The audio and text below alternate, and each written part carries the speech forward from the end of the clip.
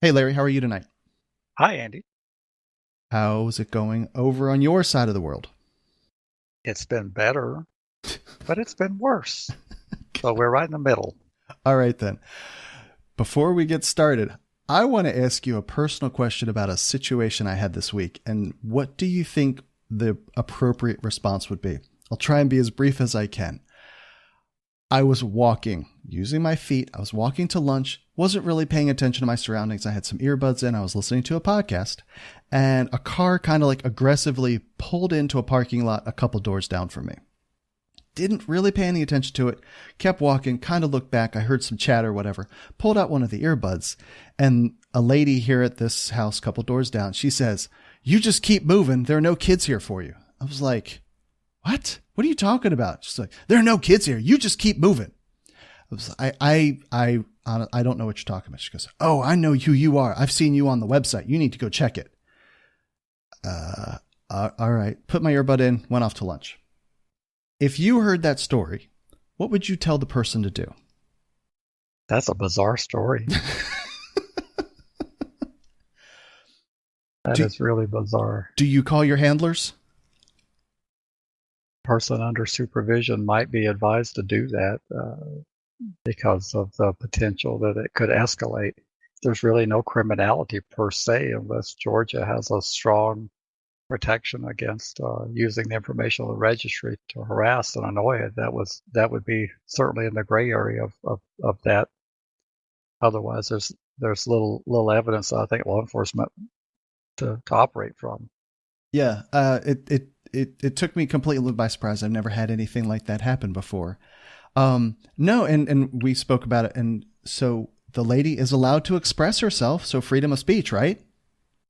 Well, like depending on what the Georgia protection is, there's clauses in various registries statutes saying you can't use the information to harass the person. Well, is that a form of harassment? So A, does Georgia have that in the statute, and B, does that qualify it? Okay. That's a subjective determination of pulling up beside someone and saying, "I know who you are. Keep going." Is that using the registry information to harass and annoy? I personally feel moderately. I mean, just like I have an escalated level of awareness about this individual just because of this. The other part of this is I follow a lot of computer security stuff and technology information, and a lot of people refrain from putting security cameras inside their house because they don't want to be spied on. But I feel like I have to put cameras inside my house to not protect me from an intruder, but to prove my whereabouts in case there's some sort of false accusation. Unfortunately, that's the reality of being on the registry. There's people who have cameras to document themselves and to document, of course, the things that should not be happening that are happening, so that they can prove that what's happening. Uh, So you gotta monitor yourself. do But you? wouldn't you have control over what happens to the recordings? Absolutely. And I don't personally have any problem with that notion. Just if there's something on there that I don't want to have ever end up being scrutinized, whatever that is, just I have the ability to delete it. I can't imagine anything that would be on that you wouldn't want to No, have no, of course scrutinized. not, because I'm a sweet angel. That's what I've heard. Right. Anyway. All right. So, do you think there's any sort of problem? So I have a camera covering my front door. I have intentions on putting one to cover my car through my front window. Not trying to watch the neighbors, but there's probably going to be some, whatever you want to call it, collateral damage, let's call it, by having a camera covering my car. Do you think that's legit? I'm not aware of anything that would preclude you from having such a camera. You could, Okay. of course, consult with a practitioner, but you're not allowed to use cameras to spy on people where there's an expectation of privacy. So if the camera's being used to zero in and zoom in on activity in a bedroom in a neighbor's home, you might have a problem there. But Certainly. monitoring your property, I can't imagine there Okay. would be a problem with doing that. I wanted to clear the air, and this is 100% registry matters related. All right, then. Well, moving on. If you're listening to us via the website, we're delighted to have you. But it would be easier for you and better for us if you would subscribe with your podcast app of choice. If you like what you hear, please consider writing a review at Apple Podcasts or Stitcher or wherever you might find reviews. It'll help other people find us.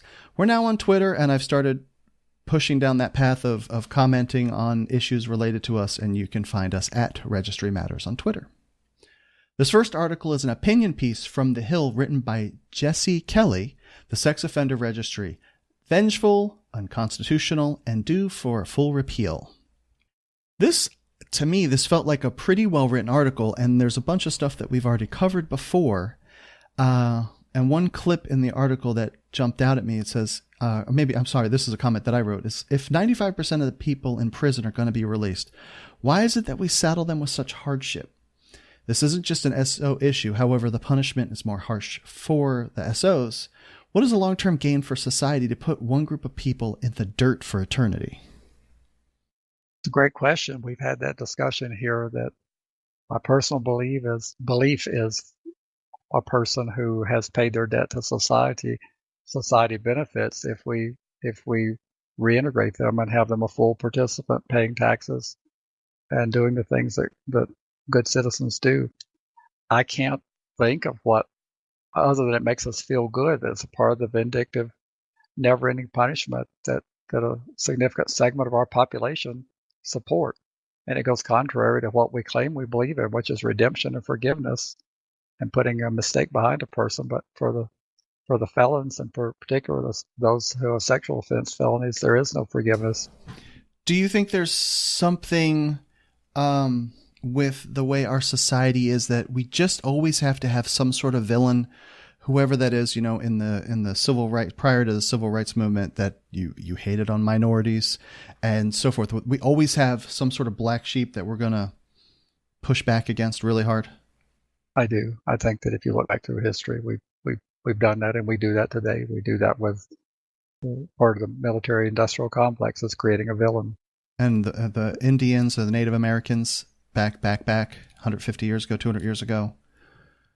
So is that who the registrants are and felons in general are today? I think so. I think that we've got us against them, and it's not us against them. We're all in this together. We all benefit if people are paying taxes and being productive. Certainly, we benefit by paying taxes, being that the deficit is skyrocketing. Do you have any sort of insight as to, like, from an education standpoint, it obviously is a really long return on investment. Investing in education stuff is a generation away before you're going to reap any of the benefits, 20, 30, 40 years before those people actually really start producing for the economy. Seems then also like prison, it would be a shorter return on investment, but it would be something if you just, in the Georgia system, they just freaking put you in a box and let you sit there for your term, 5-10 years. Education opportunities are woefully inadequate. Wouldn't that sort of be a similar analogy to helping kids through grade school get up to snuff and trying to get felons while they're still incarcerated up to whatever the current kind of economy would support? It is, but you have to sell that to the general public. The competing forces for appropriations, rehabilitation is far more expensive than warehousing. But warehousing is a repetitive practice when you have high recidivism, so we warehouse them again the second and third time because there was no rehabilitation. Yeah, I mean, you're totally shooting yourself in the foot. You effed up. We're going to put you in the box. We're not going to provide you with any sort of skill set so that when you get out, you can not return, but you go out, you can't make it, whatever reason, you return. Oh, we've proved that you were unrehabilitatable, and now you're back. And you're back because you didn't leave with the tools to produce in the modern economy. Many people are back for that reason alone, not because they don't want to. They go out and they find the hardships of adjusting and being employed they're insurmountable. It's not that they don't want to. They try very hard. It's just tough. A friend of mine got out and he's making $9 an hour. And it is really tough to make ends meet on $9. But the psyche has to change. Our our prisons are built. If you don't have to say if because you've been in, but those who haven't been in a prison that might be listening, they're built to inflict pain. Although we don't deliberately torture people per se, they're not built like. If we built prisons to rehabilitate, they'd look a lot more like a college campus. Right. And that would require a change of the mindset of our population, because that looks too cushy to the taxpayer to have the college campus setting. But prisons don't need to be harsh and sterile and designed to make it painful. It's pretty painful sleeping on steel and concrete. Yeah, with a 1 or 2 inch mattress. Yeah, it's pretty brutal. And it's pretty painful. And the construction is they're big echo chambers. There's never any way to have any peace and quiet. So a person wanting to study, assuming there was some curriculum there to study, the environment's just not conducive towards that. And the prison, the prisoner has to adapt to survival, and that's who's out to get them, and what they can do to survive in this system of survival of the fittest. And it practically is survival of the fittest. Would you agree with that from Absolutely. your personal experience? And that's survival of the fittest doesn't lend itself to a lot of rehabilitation, even for those who want to self-rehabilitate without a lot of structure and curriculum. But rehabilitation would be very expensive, because we've got to bring in college courses and vocational training, and we've got to give people real life experience and make prison as much like the outside as possible, because that's where they're going when they're released. They're not going to a prison; they're going to the outside world. So prison has to resemble the day-to-day grind of real life, and very few prisons resemble that. Did you have any experience in a prison that resembled the day-to-day grind? I mean, you may have had a job that you had to go work, but it doesn't really resemble what you're experiencing on the outside world and what you're going to be confronting on the outside world. The most equivalent analogy that I could possibly make is basic training of the military. But that is, within something of 6 or 8 weeks or 12 weeks, depending on branch of service, you are going to get out of that hell. And it is hell for that short period of time. I mean, you can really put up with anything for 6, 8, or 12 weeks, depending on the branch. 6 weeks, it's the Air Force. They don't even really go through hell anyway. But after that time, you start getting promoted. You start getting responsibility. In prison for 17 years, you're just low man on the totem pole. And the difference in the military is that you can be found unfit or Sure. or facilitate your discharge if you truly don't want to be an active member. Yeah. Couple other things. I know that we've covered this, and it's a funky question, but I'll just ask it straight out. Does SORNA violate the Constitution? When you say SORNA, be more specific. What do you mean by SORNA? Well, specifically in this article, the author, Jesse Kelley, is saying that it violates the Constitution on multiple grounds, where it violates, I think she said not the 5th. She did say the 14th Amendment. Where'd it go? If the right to due process can be found in the 5th and 14th Amendments of our Constitution. Due process is commonly understood to include the presumption of innocence, the right to a fair trial, and the right to counsel, ideas that ensure a defendant is treated as fairly as possible in our adversarial criminal justice system. It can be gauged by its aim to safeguard both private and public rights against unfairness. The presumption of the innocence part, since you're on the registry, you are presumed to be guilty of something. In most instances, you have been adjudicated in some fashion by plea or by verdict of something that qualifies as a registrable sex offense. I'm talking about post-conviction, post at least supervision. Now, if there's some sort of child abduction or something horrible like that in the area, they're coming for you first. They are, yes. Isn't that then you are not being afforded the presumption of innocence? Well, if they come for you for a visit, it's different than coming to arrest you. Certainly. Well, before we had a registry, we had records of felons, so they came and went to the known felons and the known convicts of the neighborhood. So it's not all that much different in terms of that aspect. SORNA would be on an individualized basis, does it violate the Constitution? When you say SORNA, some registries around the country probably could squeak under the ex post facto, the punishment test, and not be particularly punitive. It depends on what's required of the registrant. If you're mailing in a form once a year and coming in to have your picture made every 3 years, and that's the only time you see anybody, that's not all that punitive. It's just merely a recitation of the facts. But very few state registration schemes are that way anymore. And SORNA, when I hear that term, many states name their registry requirement SORNA. Mine does as well. It's called the Sex Offender Registration Notification Act. Right. So we have a SORNA. Okay. I know we've covered that before. The way she covered that article, she just explicitly is saying that it is a double jeopardy thing. There's Eighth Amendment violations, cruel and unusual punishment, and things like that. And I wanted to cover this article and get your opinion on the comments that she was making. I agree. And in many states, I find that these constitutional claims are very real. Federal judge in Colorado agreed that even found it violated the cruel and unusual punishment clause. And that case is on appeal right now in the 10th Circuit. And I think we've covered this before too. Is it okay to violate the Constitution in favor of public safety? No, it isn't. Ever? Well, I can't say ever. I can't think of a recent Supreme Court decision that said it's okay to violate the Constitution. I'm trying to remember. I thought there was something that you had said that it would pass the rational basis.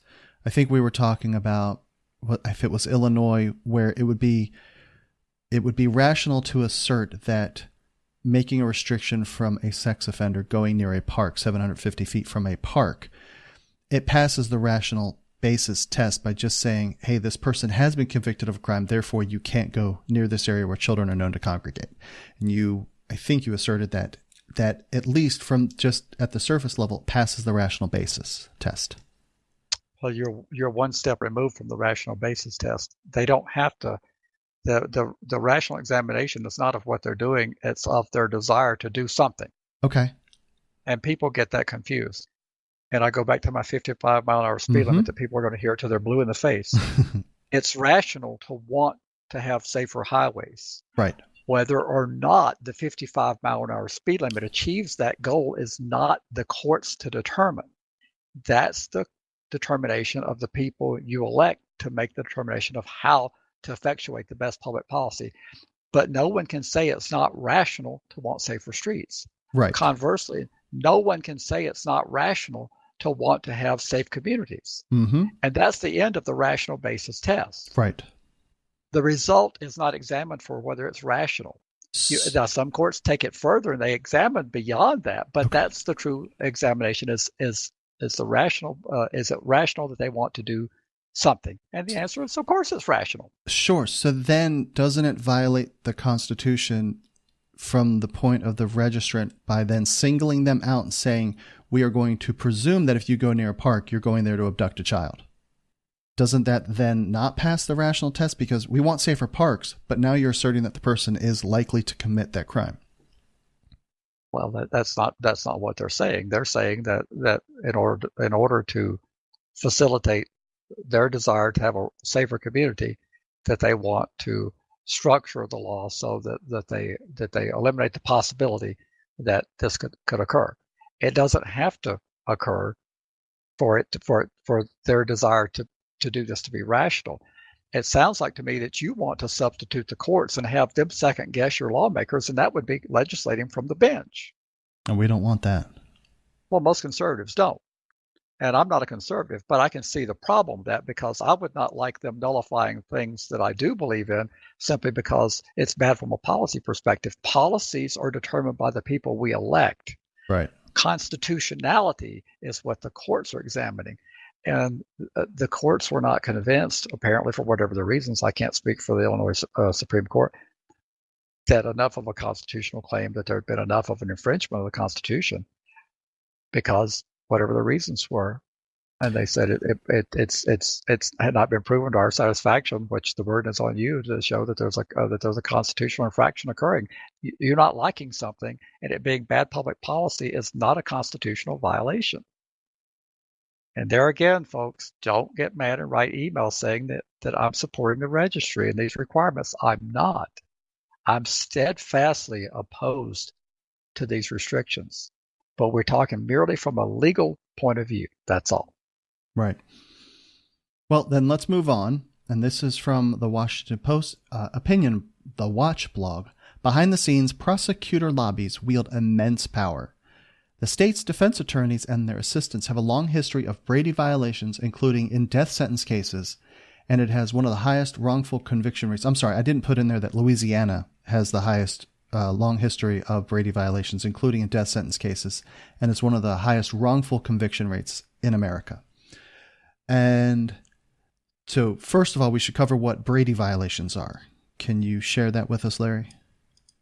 Brady violations. It's where the prosecution withholds evidence that could sway the decision of court. It has to do with the discovery. Brady versus Maryland is the case. Right.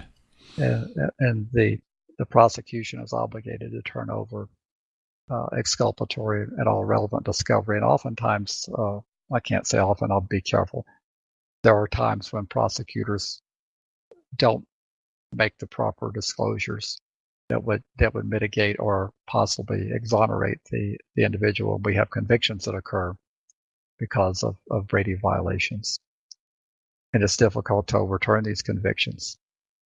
So you go to court and you are innocent, and you are in the wrong place. You touch the wrong glass that they're using for evidence, and they know this. The prosecution knows this, and they still cram it down your throat. They get everybody into court, and they try you, and the jury then convicts you, even though they knew that you didn't do it.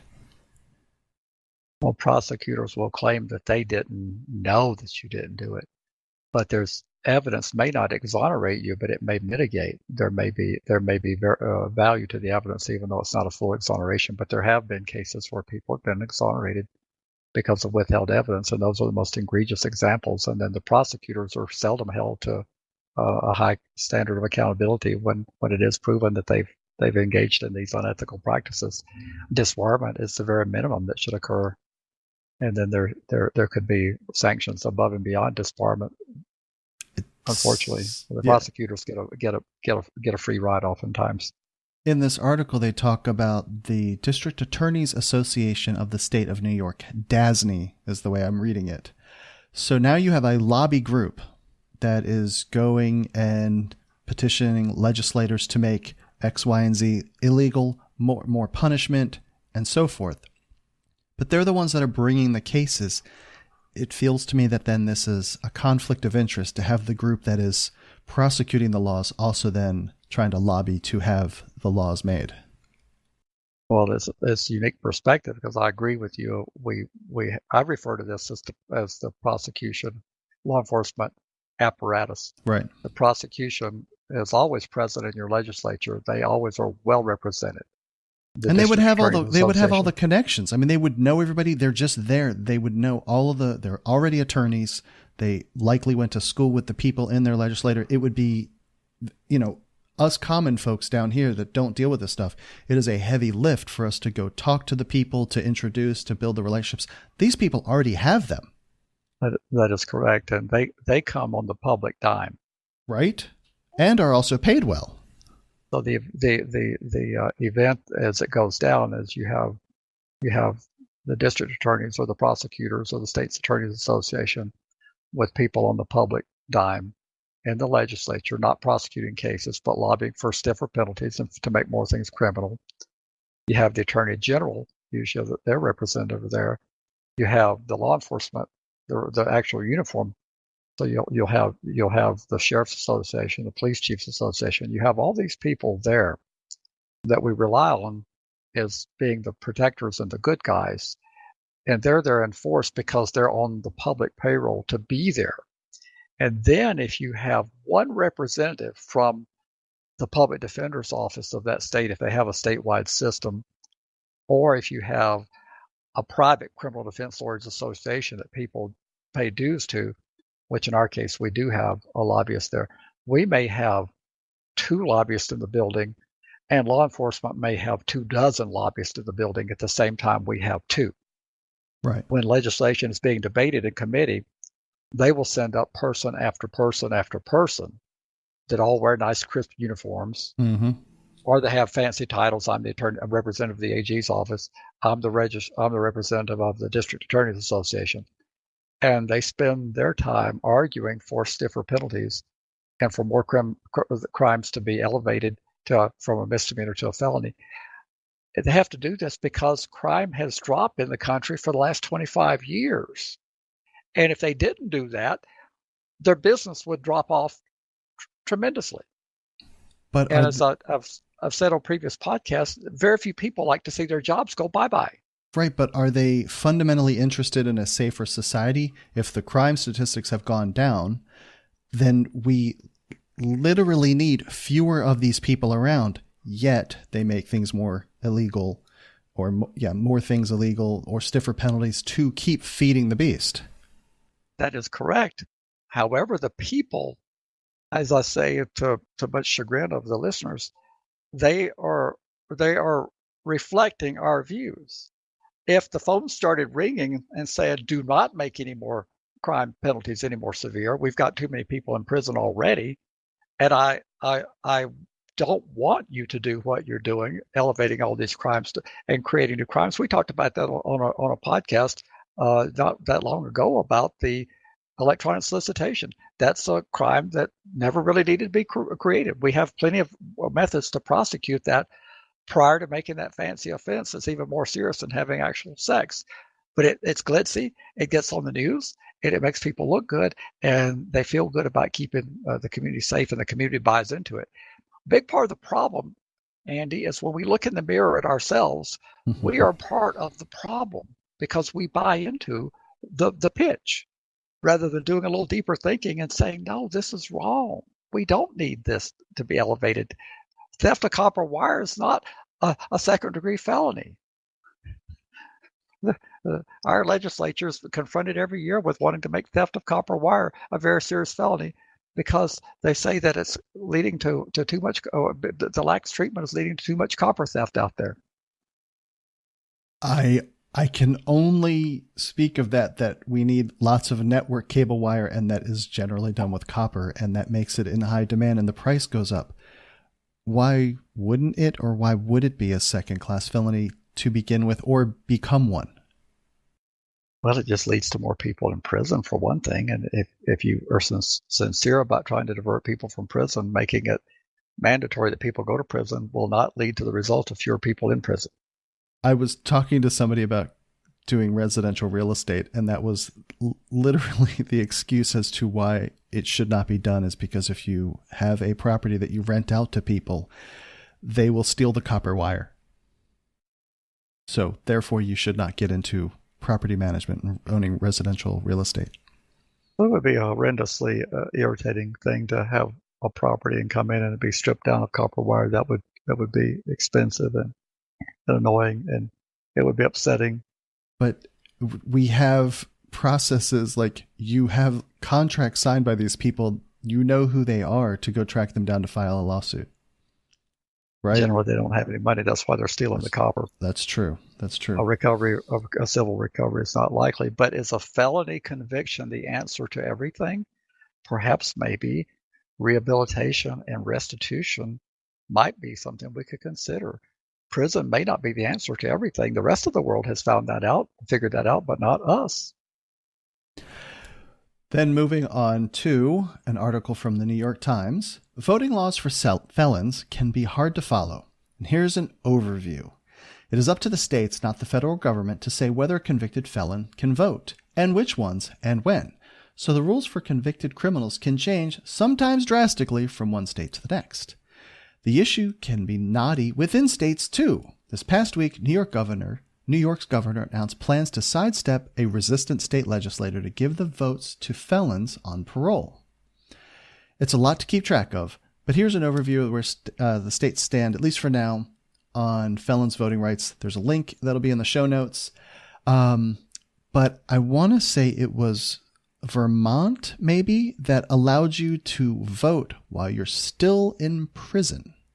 That's correct. But then there are other places, Mississippi, perhaps, forever. Even like for the Florida, lowest level of crimes, you're done for. It'll be a never. And I think it begs the question, though, of what is the intent of making a lifetime banishment on voting? I wasn't a part of the making the rules, so I can only speculate. I would imagine it would be that these people would have such distorted views, having made a mistake in their life, that they could not be trusted to make decisions regarding governance and be a normal participant in society. It varies so much. Governor McAuliffe, former Governor McAuliffe in Virginia, tried to expedite the process by issuing an executive order, which was overturned in court. He tried to restore with an executive order people's rights to vote, and that was challenged, and he ended up doing it on a piecemeal basis and restoring a lot of voting rights. The court in Florida, I think a court declared that process was flawed, and the state appealed, and I think they've got an injunction, so they're not going to be able to get the benefit of the court's decision. That Florida process is so flawed. I can't understand it. If we were serious about reintegrating people, the right to vote is fundamental. It's something that everyone should have, and particularly after they've paid their debt to society. But even a couple states let them vote while they're paying their debt. I think there's another New England state that does the same thing in addition to Vermont, maybe Maine or New Hampshire, one of those. It is Maine. You can vote while you're locked up. And other states, you can vote immediately upon release, and you don't have to do anything. They're just automatically restored. And then other ones just freaking, they just make it really hard for you to get it back. I remember when I first went off that there was like a get out the word campaign that after you'd served your sentence that you could then, I guess, just petition to get your voting rights back. But it wasn't necessarily a overly onerous process, but you could get your voting rights back. Do you think this is related to Jim Crow? I mean, is this just trying to say, hey, you're an undesirable, you've obviously made an effed up decision in your life, so we don't want your kind voting? Possibly, yes. Unfortunate. It's a blemish that lives with our country, that we're never going to forgive people for their mistakes. And I still struggle with, what do you want those people to then do for the rest of their lives? Do you always want them to be under your thumb, just always like you're crushing a cigarette with your shoe? Is that where you always want that person to remain, no matter what the crime was? Apparently, a significant part of the population feels that way. That seems rather inhumane. Do you think that these people don't have a personal relationship with someone that has been down this road? That they have no empathy? I suspect that's a part of it. People fear what they don't know and don't understand it. Very law-abiding citizens tend to cluster as us against them. The bad guys are the ones that they perceive, the criminals, and the good guys are the group I described as the law enforcement apparatus, and whatever the law enforcement apparatus is for, the average citizen is for. Right, because that's who they're voting for. So from that point of view, though, the sheriff most of the time is an elected person, right? As far as in most jurisdictions I'm aware of, yes. And they would make internal policy about what type of calls and things that they go after to try and enforce? Is that? It would be the sheriff that would say, hey, we're going to set these speed traps, just as an example. That the prioritization of the resources would definitely, for a sheriff, be something they would do internally. Okay. In a police chief of local law enforcement, your police chiefs come about for a different variety of mechanisms through commissions that name a chief, or in our case, the mayor of Albuquerque names the police chief. But you would have a variety of mechanisms. But the law enforcement priorities are determined by either the sheriff or some governing body that decides what they want to prioritize. I'm kind of making the analogy that they're like a DA or a DA minor. They are indeed. That's a good analogy. The DA also has the capacity, legal authority, I should say, rather than capacity. Capacity is the wrong word. They have the legal authority to prosecute anything that's on the books. Right. There's some old outdated statutes that sometimes if you enforce them, that you would be so unpopular that it would be politically suicidal to do that. If you start looking at old statutes that are seldom or ever enforced, well, the police have the same options. They can decide to prioritize or not prioritize. We've got, now that we've decriminalized marijuana possession in the city here, there'll be a lot fewer resources put on marijuana possession because it's not a priority for the city anymore. Until our current AG gets his talons in things and makes them go after them all. Well, let's hope that doesn't happen. I think there's even some movement within the conservative caucus on that to ask the AG not to go after these states that have legalized. John Boehner, the former Speaker of the House, came out and said he's in favor of it. I think he was pretty publicly against it when he was in office. He was, and he's had these people, unfortunately, they always have the about face and the epiphany after they're in office. Our former governor, Gary Puff Johnson, as I refer to him, he had an epiphany after he got out of office. But while he was in office, he was steadfast that they should serve every single day, and that the marijuana was a horrible drug. And now he's in pain and has we've got a former sheriff, Darren White, same thing. He's had an epiphany. He's all for it now. But when he was sheriff, he saw it completely differently. So sometimes they epiphanize too late. Right. I guess it's not too late. At least they said that he's spoken out, so they may commend him for speaking out. Of course, better late than never. I mean, that would have to be how it always. I mean, if you have a position and then you go and something makes you change your mind and have a different opinion, it's completely honorable to come out and say, I have had a change of mind, change of heart because of, or not necessarily because of, it just feels wrong to me now. You're totally allowed to do it, and you shouldn't You're allowed to do that. You shouldn't be excoriated for it. You should not. If it's legit, if it's serious and sincere, absolutely. Right. It's better to have Boehner on our side on this, because the Attorney General, Jeff Sessions' attitude is very hard-nosed. So the more people that of the conservative political persuasion that ask him to hold off on his desire to be rigid, the better. So it's a good thing. Just as a side story, speaking of marijuana, and I've never been able to figure out what you're supposed to do as a father. You have a kid that has seizures, and the only thing that you've been able to try that helps your kid is some form of medicinal marijuana, whether it's oils or brownings. I don't know. Don't really care. But as a parent, the only thing that you can do is get this kid pot or THC in some form or fashion. And Georgia has kept voting it down until recently. So this guy literally has to go violate the law to go to another state and bring it back to keep his kid from having uncontrollable seizures. I can't really figure out why society as a whole would say, nope, sorry, your kid should just suffer. Well, the opponents would argue that there are traditional medicines that'll do the same thing. Suppose you've tried them and you have, exhausted your resources of those treatments if they still didn't work. The opponents will tell you that it's like the placebo effect. It's all in your imagination. That's what they will say.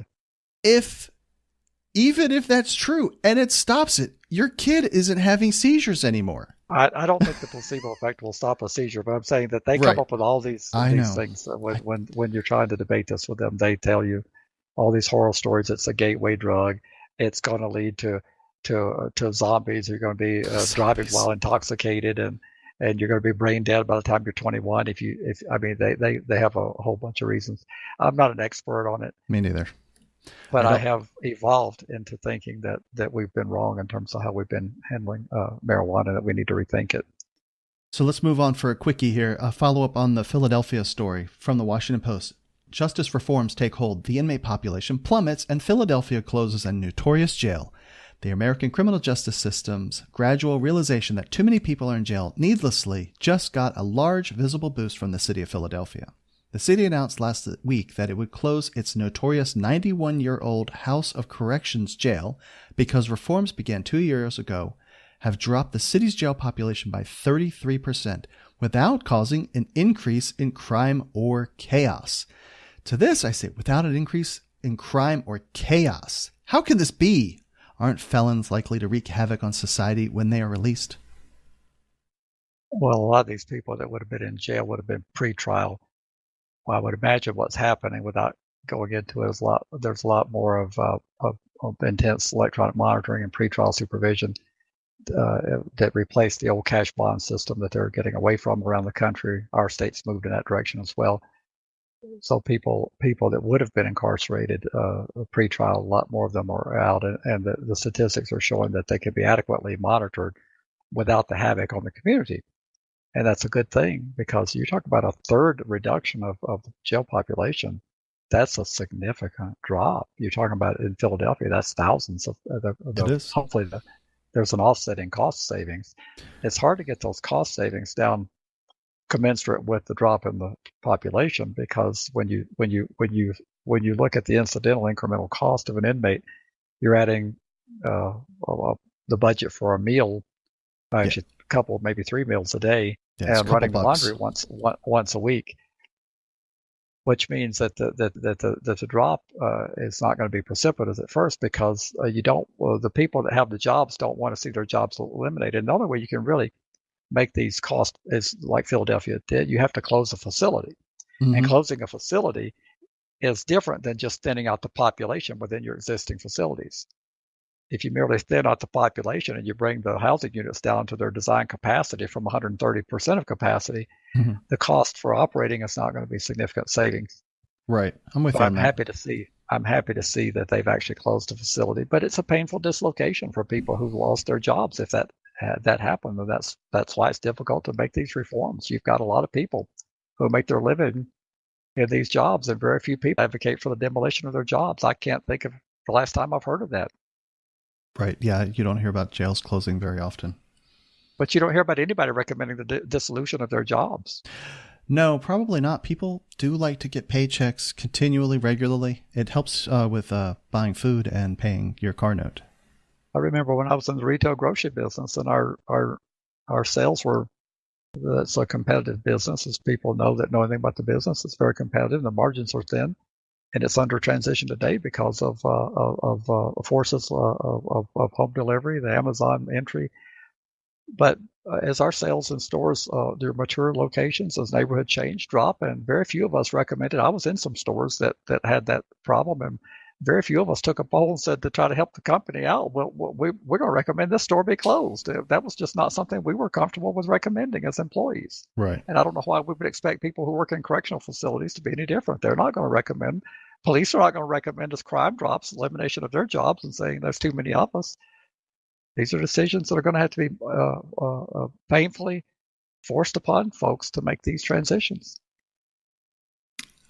Also, this one isn't registry related, but this one is pretty... We have another one that's similarly just horrible. So from the Miami Herald, lockup guards slugged a skinny kid. Prosecutors say it's justified. Here's the video. Click on the link. You can get to the video if you look at the show notes. Broward County prosecutors have ruled that a former detention center officer was justified when he slugged a 14-year-old boy in the face, breaking the teen's nose in 2 places because the juvenile was aggressive with staff and causing a disturbance in the county's long-troubled lockup. I gotta think that there's something that they could have done instead of punching the kid in the face. I actually put this in for the point I wanted to make, was that accountability is definitely lacking in the system. When we talk about the prosecutorial misconduct, withholding evidence, this is an example of probably over-the-top behavior on a 14-year-old skinny kid. But the prosecutor felt that I can at least justify this because the kid should have been compliant. So therefore being punched is the penalty for noncompliance. Until we start holding people responsible for their misbehavior. And the way we would do that would be, we would express our displeasure with the prosecutor that said there's no charges going to be filed. And I recognize that you may file charges, as prosecutors have tried to do around the country, on police misconduct. Baltimore would be an example for the for the rough ride that resulted in the guy being dying. I think he had a broken neck. Do you remember that one? Yeah. Baltimore. Yeah, they tried. They tried, but they seek convictions for police shootings all the time, and the juries just refuse to return a verdict. But that doesn't mean you stop trying. It just means that you're going to have to try harder. But they just said we're not even going to bother. This is justified. And apparently, he did lose his job because it said former. Yes, he. I think he resigned. I don't think he was fired. I think he just stepped down because of the backlash. So, I mean, here we are again with, I don't want to really compare it to Me Too, but someone kind of convicted by public opinion. And in this particular case, I'm not necessarily against it because, I mean, there's a video of him flat out. I mean, he jumps on the kid. He's got him like in a straddled position. And he's like freaking wailing on the kid. It's pretty awful. But the most awful one I've seen recently was the one in Las Vegas that got shot when he was hands down, but just wearing a pair of boxer shorts. So but he was acquitted. He was found not guilty by a jury. They did bring charges in that case. They just couldn't secure a conviction. God. But we don't hold people in the system accountable. We also, there's a different standard for police officers. If they feel threatened, they can use deadly force. End of story. That's unfortunately too lenient of a standard. It seems like, I mean, for you to draw your gun and pull the trigger, you should have I get, but they're wearing vests. You can take cover. You can radio things and you can secure perimeters. It just feels to me that it's just a little overbearing. I'm not saying all cops are bad. There was no way a rational cop could have felt threatened in that Las Vegas hotel situation. Right. None whatsoever. Oh, and you sent me that video. I've actually had a couple of cops say how revolting that they found it, but the problem is they never say that publicly because they would be chastised because you're supposed to support whatever your colleague does in blue. Yes, it's some unwritten rule that I don't understand, but that's what you're supposed to do. But I've had officers tell me that they find that behavior totally unacceptable. All right, so moving on, and this is a great one here. The New Jersey Supreme Court. Yes, this is some good news. So the New Jersey Supreme Court, this is from northjersey.com. New Jersey Supreme Court allows juvenile sex offenders to get off the Megan's Law registry.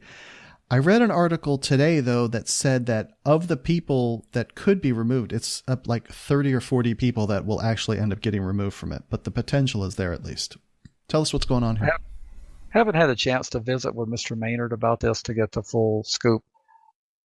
But he won a case. And it's going to lead to some relief. And every victory sets the stage for more victories. I don't know enough about the ruling to be specific, but Mr. Maynard is a fine attorney and he has attended NARSL conferences, and we give him kudos and a shout out for his work. And so it seems, though, that if you were convicted of a sexual crime before your 18th birthday, you can petition the court to be removed from the state's registry that has about 16,000 people, and about 4,300 people were convicted of the most serious sex crimes are in the public Megan's Law database. So I'm guessing from that they don't have everybody available to the public, just the way that that's worded. And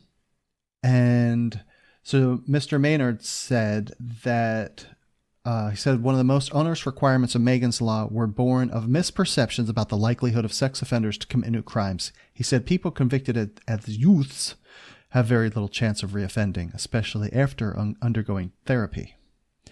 Again, I'm back to you committed a crime, and if there is a low chance of reoffense, I guess we always end up back at if you save only one, is it worth it? Well, Mr. Maynard is intending on broadening his. I do remember from previous conversations, this is not the end of the challenge for him. This is just putting your foot in the door to keep it from closing all the way. This is to start peeling layers back of the onion. He doesn't intend to stop here. He would like to see a broader challenge for the adults as well. Tell us a little bit. Unconscionable. Tell us what you know about Mr. Maynard. I don't know a lot about him other than he's attended a couple of conferences, and he's dedicated towards litigating and finding the funds to litigate. Every time he wants to do one of these cases, he's faced with the same problem of how do we fund it, because they're complex undertakings. The attorneys don't want to work for free? Unfortunately, they have payroll to meet, and they have families to support and kids to send to college, and in our capitalist system, they have obligations that need to be met, and they have to live as well. I say that tongue in cheek from a comment we got a couple weeks back. I know. It's all about the money. I know it's all about the money. And I'm surprised that people feel that way because litigation is very expensive because of the complexity and the pushback that the state will do. But I'm just appalled that a state would even put juveniles as young as these are in New Jersey and other states, that they would find their way on a public website. It's appalling to me, but that's where we are. Yeah. All right. So moving on, we have from the Washington Post. Privately run prisoner transport company kept detainee shackled for 18 days in human waste, lawsuit alleges.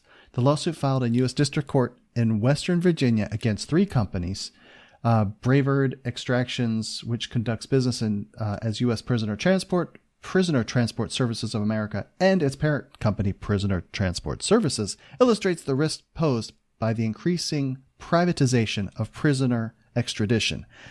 And if I scan through the article and also use some memory of reading about it, instead, the officers told him to shut up or we're going to tase you, the lawsuit alleges. When the guy's asking, saying he's feeling sick on the road, he had a headache, he was seeing spots. At one point in time, I just can't do anything other than laugh. I mean, it's so horrible. It's just, it almost seems like something out of just a terrible, terrible movie of how they're treating these people. At one point in time, they had a flat tire and they were left in the van for 3 hours in the heat, all squished in there. There are like 15 people in the van. There are people just pissing and pooping just in place and they can't get out. There are people laying on the floor with other people's feet on top of them. I can't think of anything other than like a Russian gulag for how we would treat people like this. I put this article in there for the accountability perspective. This is an attempt by a lawyer to hold someone accountable. It's also interesting that it's a private company, and prisoner transport extraditions has largely become a private affair. And I rail against that because I'm one of those people that believes that certain services should be provided only by the government, not for profit. I know we've got listeners who believe that everything the government does, they screw up. But I'll ask you this. Do any of you know how often that people talk to me about private prisons? And I can only recollect one instance where a private prison has been pronounced preferable to a government-operated prison, and that's because in Texas, the prison system is not air-conditioned, and apparently one of the private corrections companies does air condition their facilities, but that's the only aspect that makes it tolerable that they say a private prison is better. This is horrible. If these allegations are remotely true, we shouldn't be doing this. 18 days.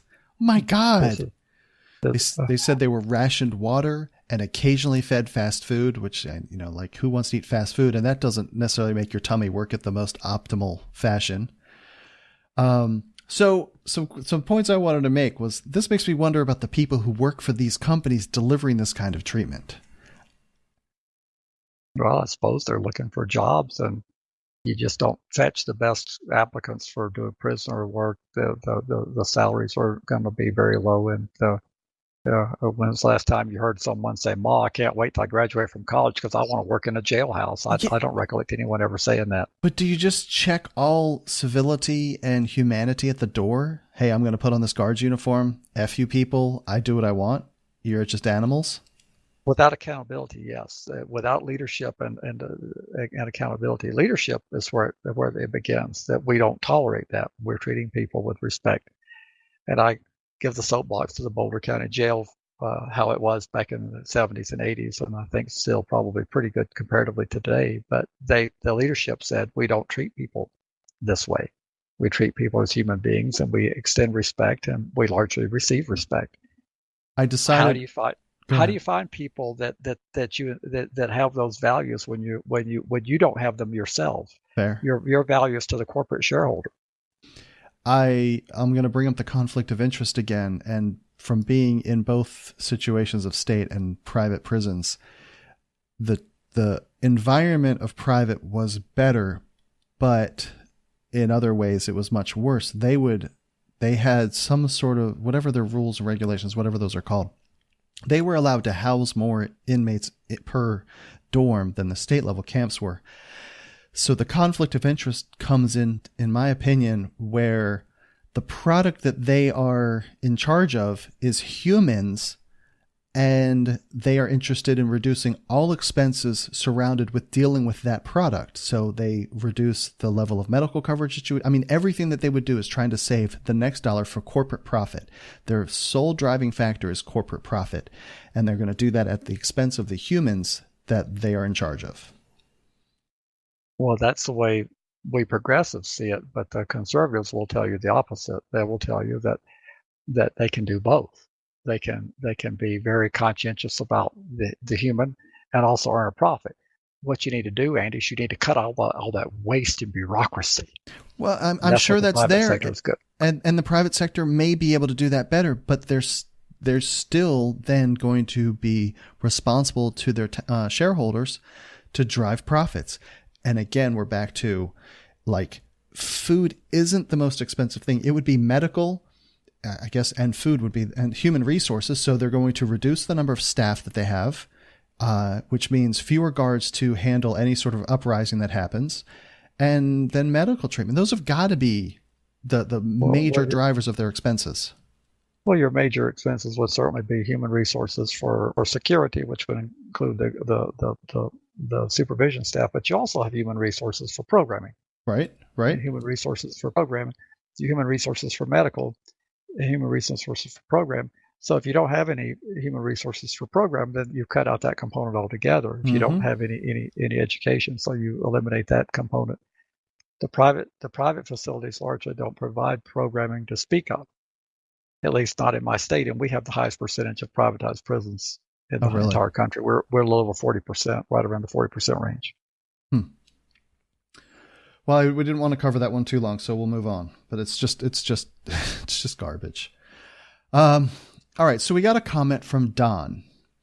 And he writes, ironically, as I'm embroiled in legislative wrangling over this very issue, and he's talking about child sex related issues, the young son of a good friend of mine has just been caught up in one of these situations. He was playing with a younger boy at an after-school program, and a teacher found them when the younger boy's pants were partway down. He said, Jack, to change the name, Jack says that he just pulled the boy across the carpet by his hands, and his elastic-waisted pants didn't stand up to the drag. Because our mandatory reporting laws make failure to report incidents a felony, everything that has any possible sexual content gets reported, and now the case is being referred to authorities for a criminal investigation.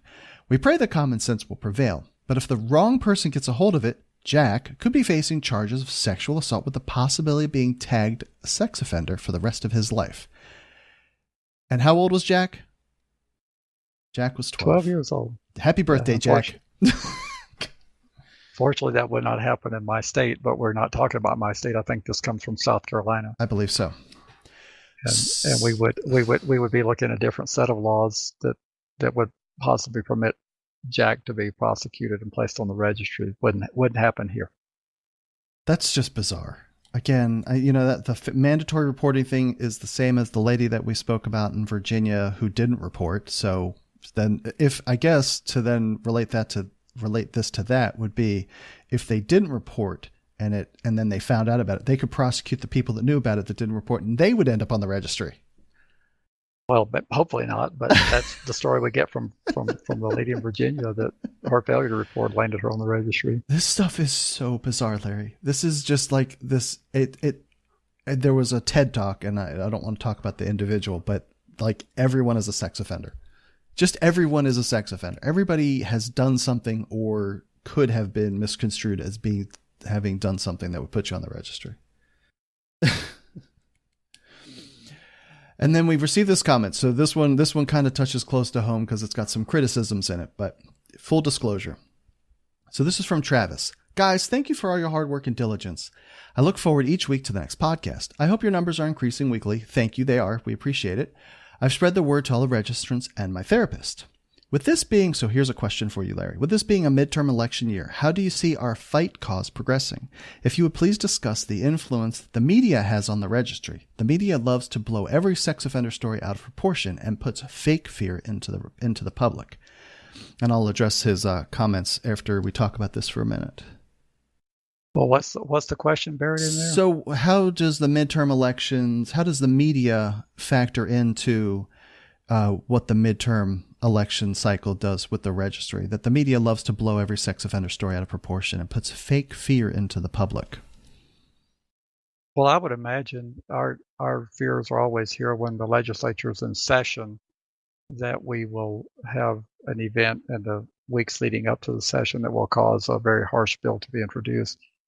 But in addition to that, in campaign cycles, you have people promising to to crack down and to be tougher, and to if you vote for me, I will get whatever the state is into compliance with the federal stringent requirements. And there's only like 17, 18 states that have met all the requirements to be at least deemed substantially compliant, which means that could certainly be used as a campaign.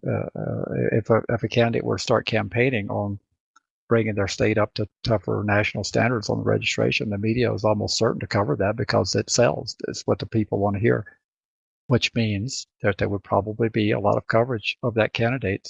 They would get free coverage, free publicity by promising to be tough on sexual offenders. If it sells, the reason why the British monarchs are on TV all the time in America is because people want to see them. It's not the other way around. The reason why the media covers this is because it's what we want to hear. It's not trickle-down economics. It's supply-side demand. They are, by and large, commercial entities that are in business to make a profit, and their ratings tell them what people want to hear and see. Not so much ratings in the newspaper business. Your ratings are largely measured by circulation. Right. But in the broadcast business, it's a constant battle for listeners and viewers, and they're analyzing continuously what people want to hear. And they want to hear about, Americans like to be afraid. Yeah, no doubt. So Travis had a couple criticisms for us. So here we go. I do have a couple criticisms. People want to listen to your podcast for the issues, not a long civics lessons. Explaining the Louisiana bill in committees literally took up half the podcast. Watch or listen to Gay USA. No idea what that one is. I'll check it out. A great model to go by. Finally, if I was to have a drink of beer every time Larry said so, I would be passed out in 10 minutes. Gather your thoughts and slow down. It's really annoying. Okay, that's it, guys. Seriously, I truly appreciate your efforts and voice. Thank you, Travis. We are going to implement these criticisms and comments, and we greatly appreciate it. So, Larry, do you have anything to say? Well, in terms of the civics lesson, I didn't do it particularly because it was Louisiana specific. It's because it's specific to legislating in general. You'd find the same model in regards to what state you're in. And part of what we're trying to do on this podcast is to educate people in order that they understand and can participate if they choose. And I think, Andy, you went and checked my arithmetic at the federal level, the U.S. Senate, and you saw the committee ratios were just about the line of what I told you they would be. Yep. Because the Senate is almost evenly balanced. Correct. So that was the purpose of going into it and showing, demonstrating people. And I apologize sometimes, giving the specifics takes time, and we'll try to condense it. Yeah, maybe 30 minutes was too long, so we'll keep that in mind.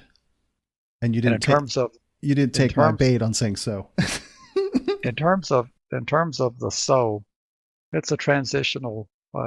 People say a number of words. They and they do so, and they do okay, and they do And if my mentor, when I went to broadcasting school, Jim Uglum, were still alive, I think he's passed away because that was back in the 70s. He would certainly be reaming me out for doing the so's, and I'll try to be more conscientious about it.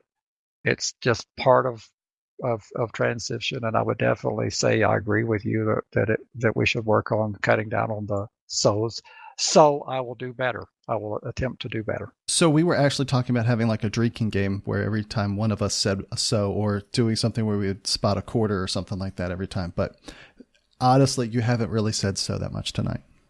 I've been trying to be more conscious of it, but Jim would have told me that the very first tape he listened to when I first auditioned, he said, "Larry, it's not get, for the GET. He said it's GET.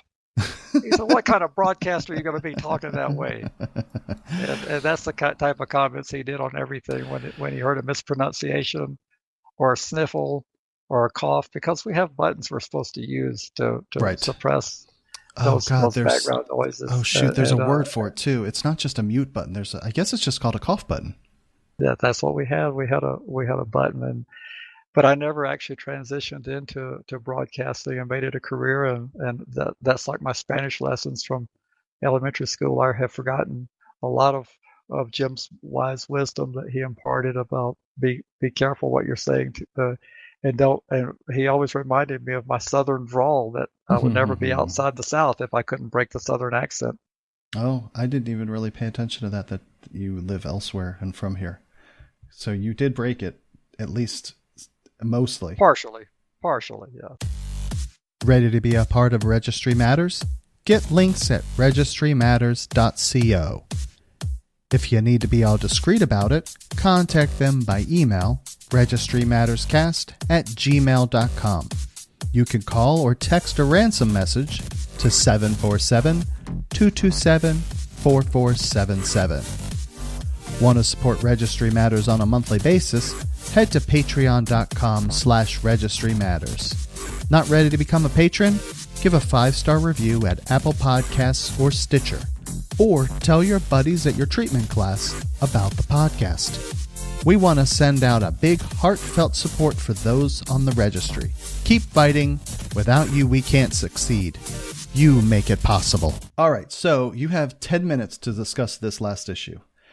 And is it Rule 404B? Is that the correct title of it? More commonly, that is the rule number of what we're going to be talking about, which is propensity evidence.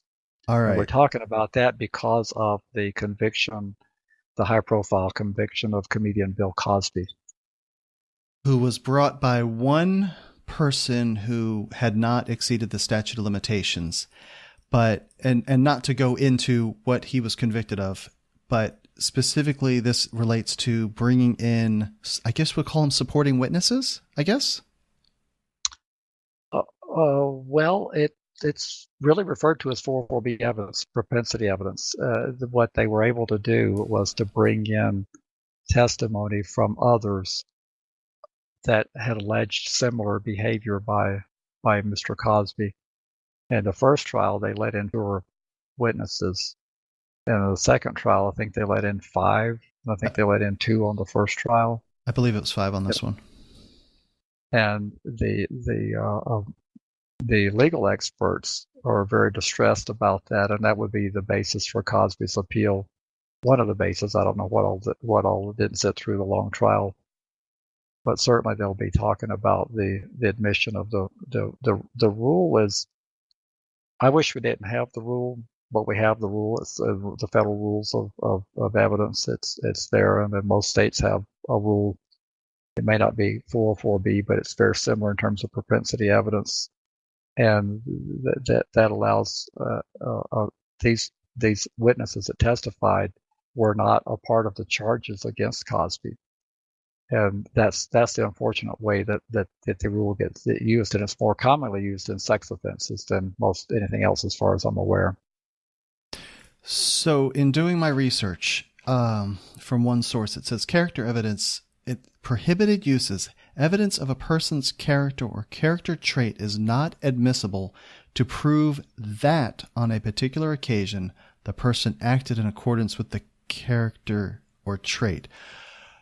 I understand every word in that sentence. I just can't quite conceptualize what they're trying to say.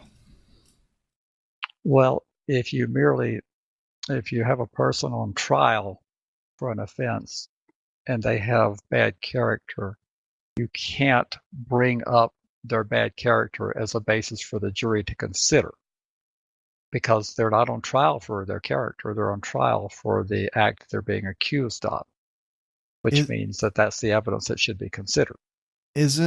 So if in the case of Cosby, he allegedly drugged the ladies and then performed acts with them, if they have multiple stories to provide a model of repeat behavior, does that fit into this condition? That does fit in the permissible uses. The evidence, and I'm reading directly from the federal rule, the evidence may be admissible for another purpose, such as proving motive, opportunity, intent, preparation, plan, knowledge, identity, absence of mistake, or lack of accident, which means that you're looking for not at their character, but something unique about how that offender operates that would make these charges more likely. Not the fact that they're a criminal, but something unique about how they commit their crime.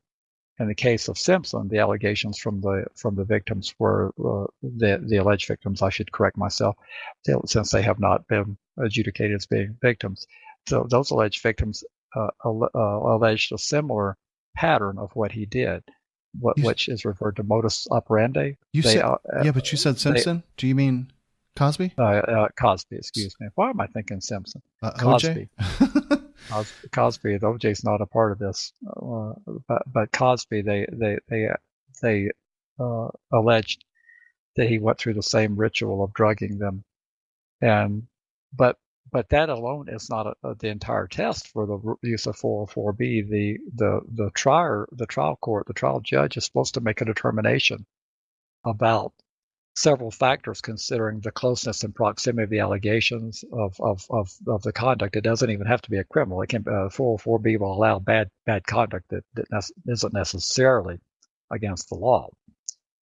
There's supposed to be an analysis of how close it is in relation to this offense. And if they conclude that it passed all the tests, then the final test is supposed to be if it's probative.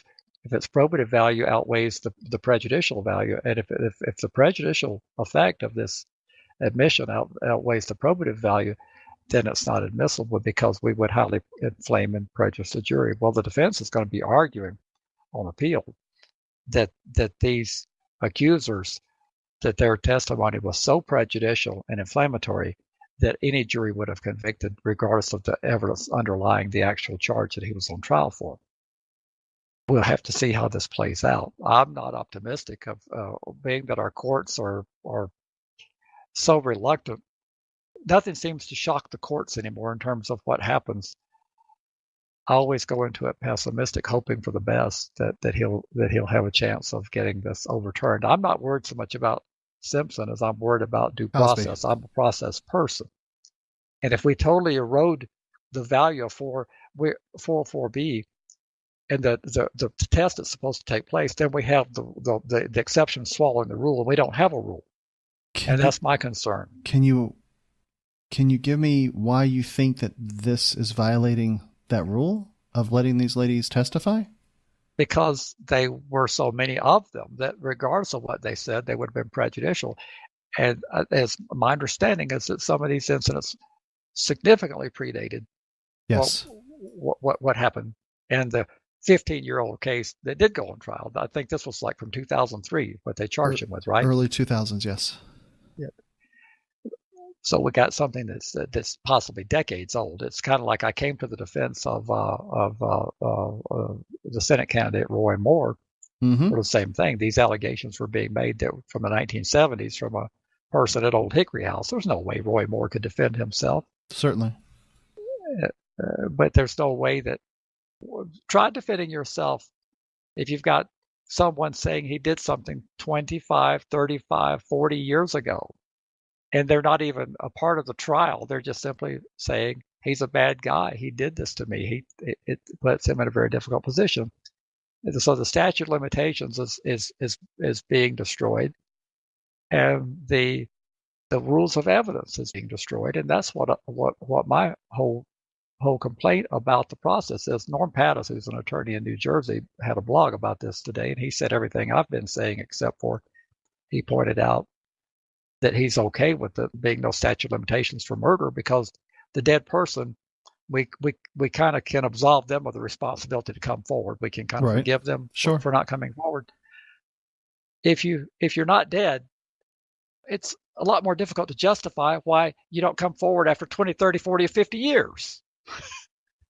But you have people like Marcy Hamilton, who's touting that the statute of limitations, we have an article coming up for next week that's going to cover this, that the statute of limitations for sexual offenses should be dropped entirely, forever. So you could have committed a crime, something innocent. You had sex with your girlfriend. You were 17. She was 14. And now it's 80 years later. You're 90 years old on your deathbed. And now they want to bring charges against you. That's unfortunate. But I've been sounding the alarm bell on this for some time. The statute of limitations is high profile cases. We've talked about former House Speaker Dennis Hastert. We've talked about the gymnast cases. We talked about that the victims' advocates are going to continue to push, and the public doesn't know any better by and large. The public believes that the cops would only charge a guilty person where the evidence is overwhelming, which means that the public is going to be okay with it. I remember when Missouri was voting on a constitutional amendment a few years ago to make 404B more inclusive, to weaken 404B. And an advocate in Missouri said, well, we're fighting against it. I said, well, don't waste your time. The public is going to overwhelmingly vote to weaken this.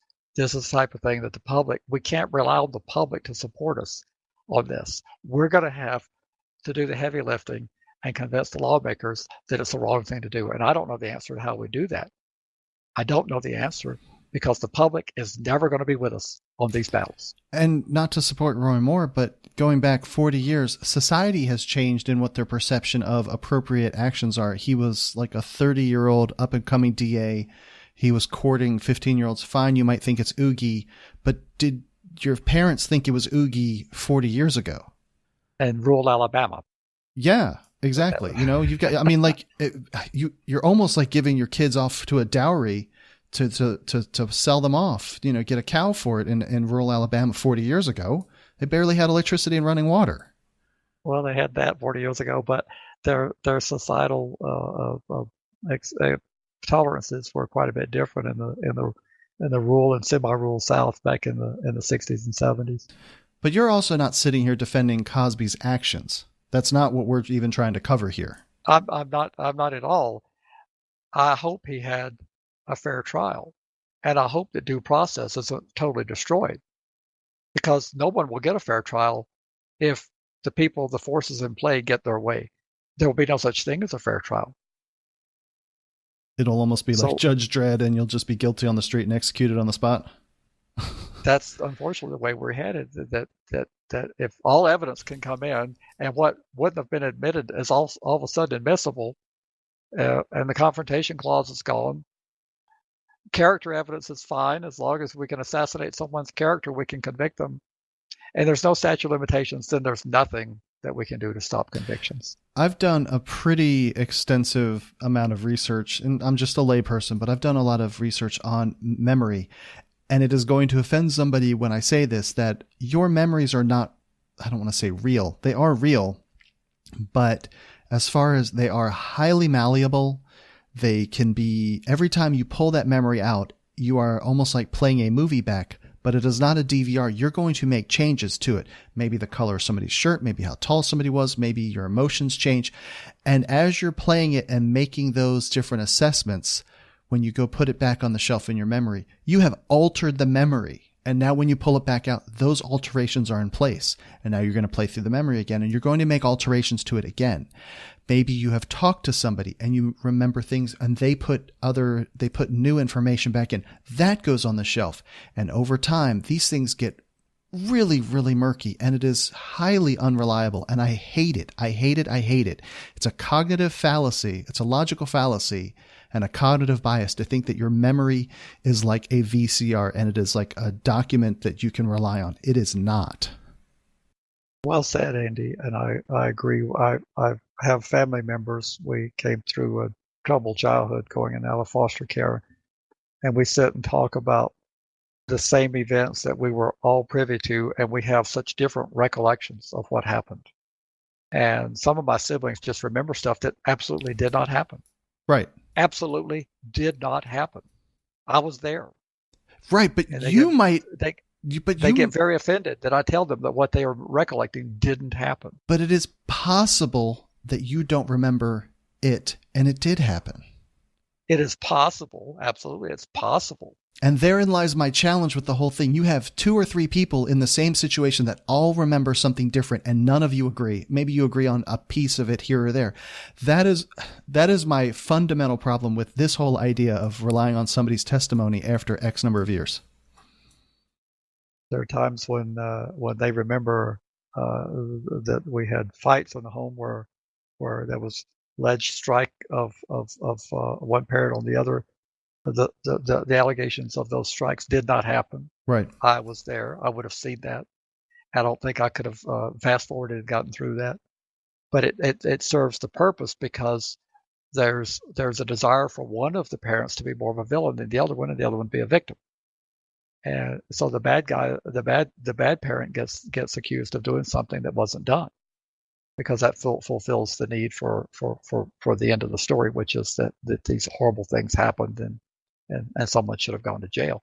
Someone probably needed help and might have needed to be arrested a couple of times, but there was the stuff just, well, that's what I'm saying here, that when you go back 30, 40 years and a person who may have had something happen to them that was inappropriate, it could have grown exponentially in those decades in terms of how they remember it and how they tell the story. Mm-hmm. Because societal expectations have changed and what we would never tolerate today. So they know that the person would get in trouble today for doing half what was tolerated then, which shouldn't have been tolerated. We should never. I've supervised people and I've told my employees that this is not a meat rack here. We don't pick up people at the drive-through window. You will be terminated if I catch you doing that. Of course, it still happened. I have no doubt that it did, because people have desires. They see someone that's hot or sexy, and they're going to try to trade phone numbers and hook up. You can have all the policies in the world, and people are still going to do what humans do. Right. But I'm not condoning Cosby. If he was drugging people and taking advantage of them, those were horrible things, and there was never a time I can recollect when that was okay. Right. So where does it, I just want to cover one last little thing. Where does it cross the line between, like, I guess, is that circumstantial evidence? Isn't circumstantial, doesn't that mean it's anecdotal? It's not verified? Really so this is eyewitness testimony. So it's not so much the circumstantial evidence of those things where there's no witness, but the circumstances dictate that that's what could have happened or should have happened or likely happened. These are people that were eyewitnesses to what they're accusing Cosby of doing, but they're not parties to the case. But isn't just evidence? I mean, DNA isn't a witness. It's just evidence in the case. Isn't that similar? They did not witness Mr. Cosby offending against these women. But they are establishing a pattern. And that's how it got in. Okay. Because it was not to show that he had bad character. It was to show something unique about his offending, which was the drugging, the inducement of how he got these accusers all said the similar. So we'll call it a signature. That's a good way to put it. Okay. MO. He had a similar MO. Very good. Is there anything else about this one? This one's still this one will take a while to digest. We might have to circle back around when it comes up again. We can do it again. Excellent. I want to thank everybody for listening. I really appreciate each and every one of you that listens and downloads and watching numbers. I really appreciate it and hope you share it with someone and that we can continue to grow. If you have any comments or feedback, you'll have all the contact information in the little middle part that I throw in there. And Larry, thank you very much and have a great night. Thank you, Andy. Bye.